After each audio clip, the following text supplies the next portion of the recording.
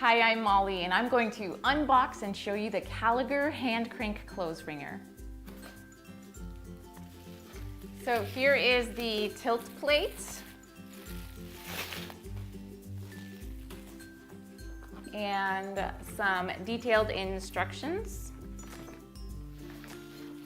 So here is the hand crank. The metal is heavy, it's thick, it feels really solid.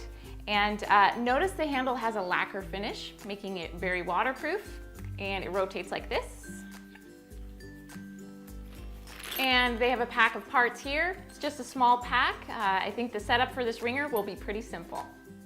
So here is the body of the wringer, and it's pretty substantial. It's very sturdy, and amazingly, it looks like every single metal piece on this has been zinc plated and powder coated for that maximum weather resistance. So let's put it together.